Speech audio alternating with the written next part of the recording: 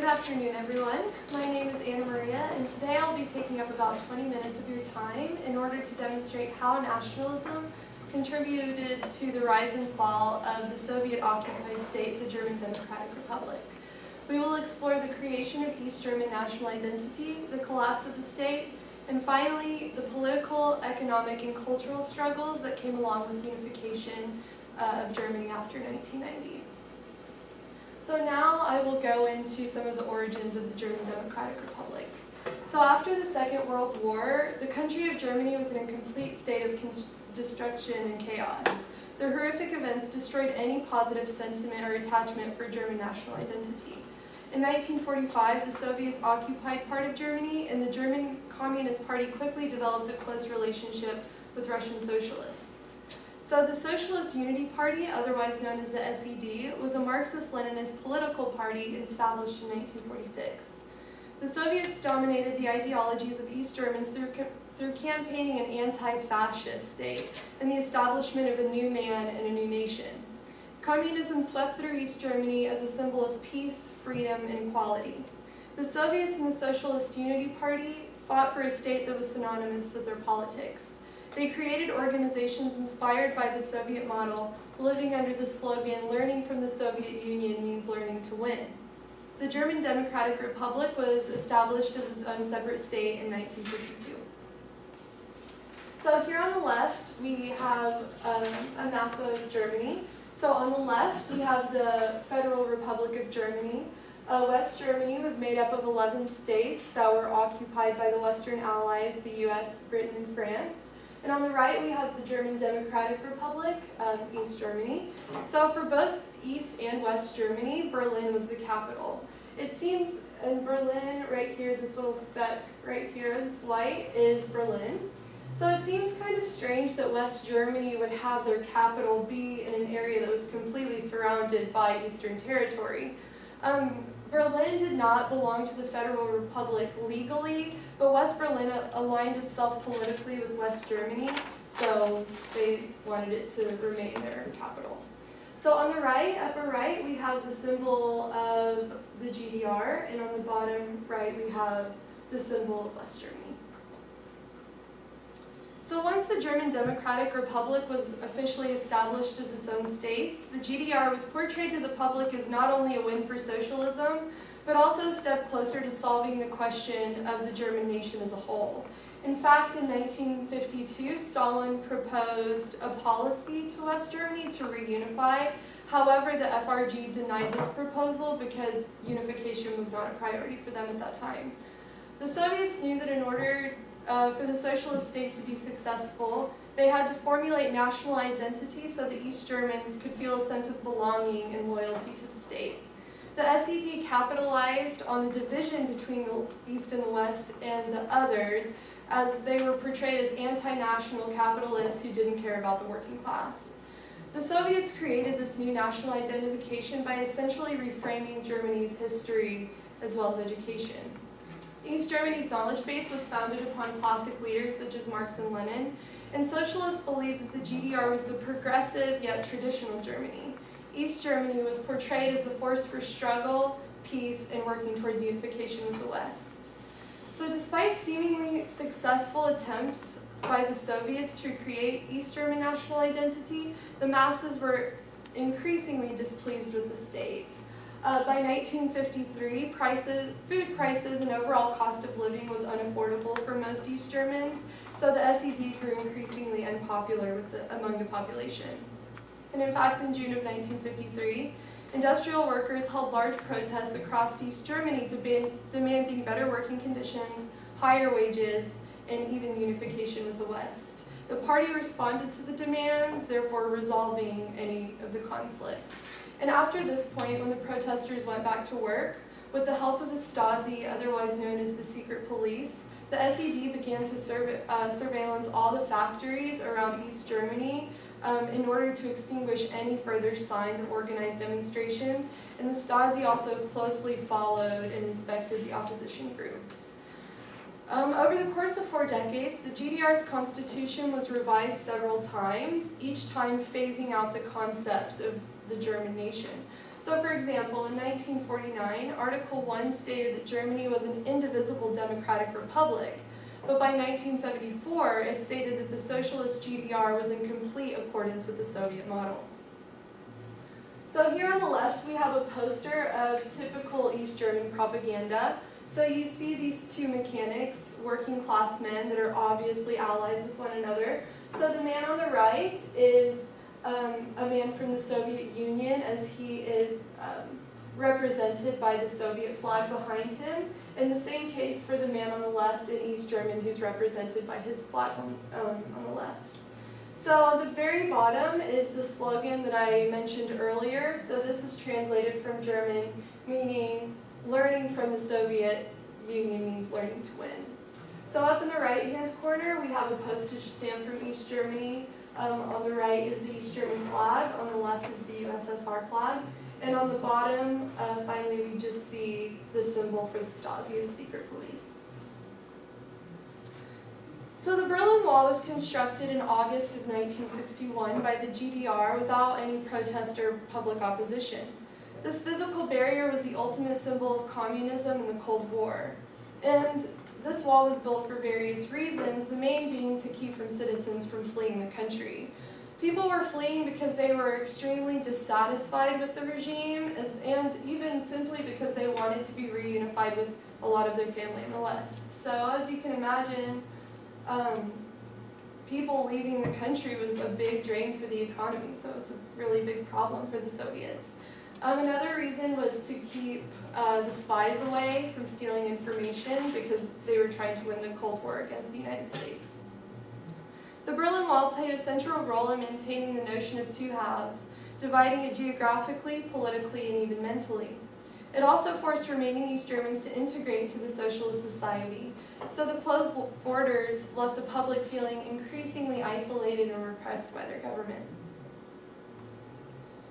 Despite the wall, Easterners still had a taste of how the other side was living. They had access to Western television, books, and even consumed their goods.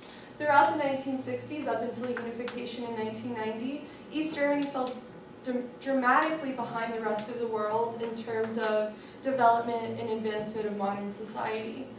Activism of any sort was severely restricted because of the limitations and policies set in place by the SED, and East Germans a few times attempted to organize, form organizations in hopes to democratize socialism and fight for civil liberties, but every time the Stasi would intervene and shut it down. The regime tried to make their policies a little bit more flexible in 1986 by opening their borders. However, this only led to millions of East Germans fleeing the country. So up here on the right, on the left, we have a picture of an East German woman in a grocery store in East Berlin in the late 1980s. So as you can see, the shelves are almost completely empty, which not only shows the significant decline in production, but also people were really suffering as they couldn't even afford food. The overall price of living was unaffordable for most people. And on the bottom here we have Checkpoint Charlie, which was an infamous border between East and West Berlin. So as you can see, closest to us are American troops with tanks facing off against the Soviets on the other side. So this is in 1961, right after the Berlin Wall was constructed during the Berlin crisis. So at this point, it seems obvious why East Germans gave up on their social democracy in the GDR.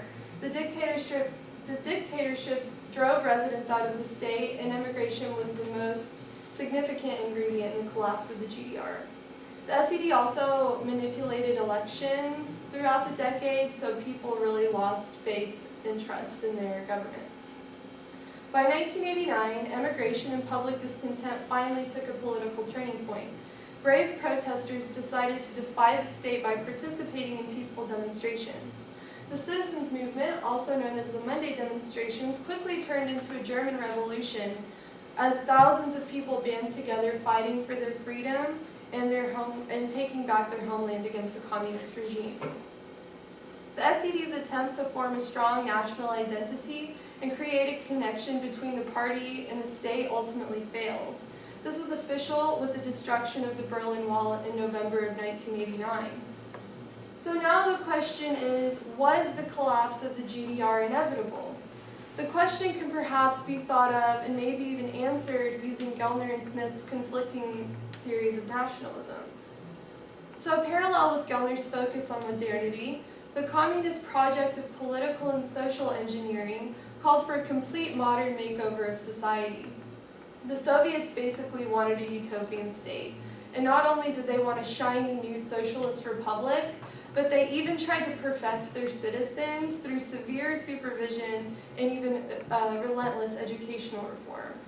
According to Gellner's theory, it seemed that East Germany contained all the necessary components to thrive as a nation, such as standardizing education, one language, and the ability to communicate. However, economic and political failure caused the GDR to crumble, so the state was no longer congruent with society. During the revolution, East Germans turned back to their roots in German Volk. According to Smith's theory, the GDR was a failed nationalism to begin with because it was created by elites. In 1989, the real German identity finally shone through. The Soviets could not rely on the German ethne to form a true collective identity. It could perhaps be argued by Smith that this authentic German nationalism was the savior of the German nation. Germans had finally come to the conclusion that the GDR identity was built upon an anti-fascist myth, and unification signified the restoration of their true national identity.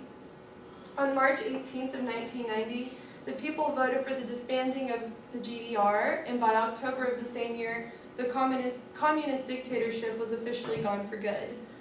While unification was swift at the state level, the new reunified Germany had to be reconstructed at a political, economic, and even cultural level. Once the celebration and euphoric feelings finally wore off, East and West Germans had to face the reality of unforeseen issues. So the Berlin Wall also symbolized the emphasis of a collective identity based on differences between the East and the West.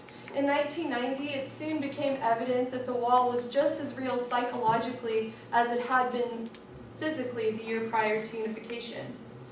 Post-unity conditions were harsh and extremely complex as the Federal Republic had to absorb the GDR's out-of-date society, and they completely had to restructure the class system.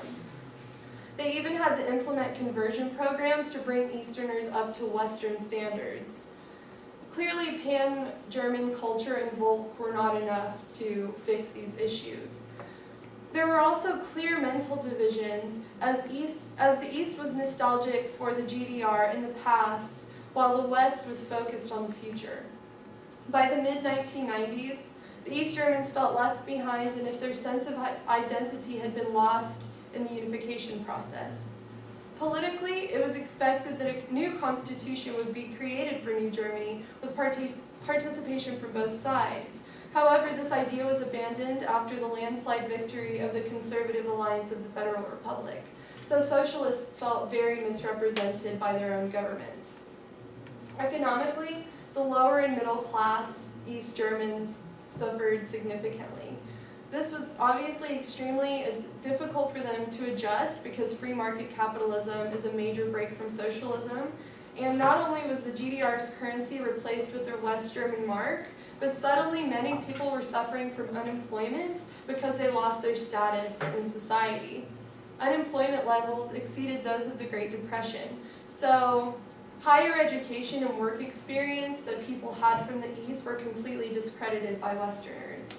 Within the first 2 years of unification, West German production increased by 12%, while East German production declined by 40%. Finally, in terms of culture, East Germans began to view themselves as outsiders in their own country. They felt as if they were pretty much colonized by the West.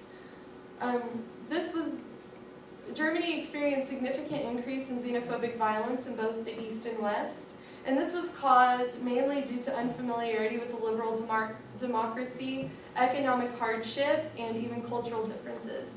So as one might maybe expect, that cultural wars erupted within a reunified Germany. So I have these two terms on the board, Ossis and Wessis, and these two terms pretty much signify the stereotypical characterizations of people from the East and the West. So these two terms pretty much represent two psychologically distinct types of people. So East Germans in present-day Germany are known as Ossis, and these people are generally thought of as having a repressed history. They're very traditional and conformist, whereas features of West Germans or Wessis are thought to be forward-thinking, progressive, modern, and successful.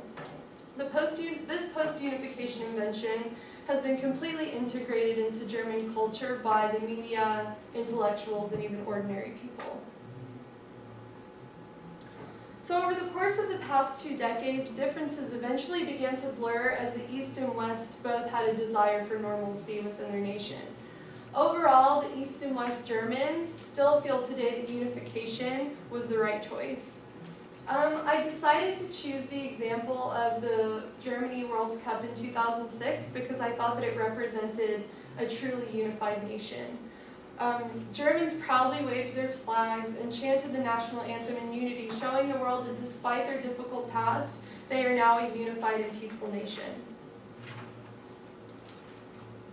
In sum, I ask, what does the German case conclude about these theories of nationalism? The case of the rise and fall of the German Democratic Republic reveals the complex interactions between politics and collective national identity. The Soviets used nationalism as a manipulation tool that created long-lasting psychological attachments for East Germans.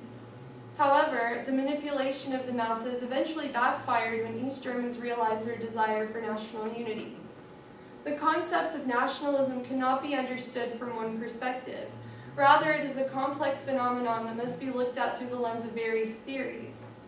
I agree with Brubaker in his idea of the myth of the architectonic illusion. As clearly shown in the case of East Germany, political, economic, and cultural tensions cannot be resolved just because of the redrawing of national boundaries. Nationalism cleared the path to unification, and with it came significant consequences.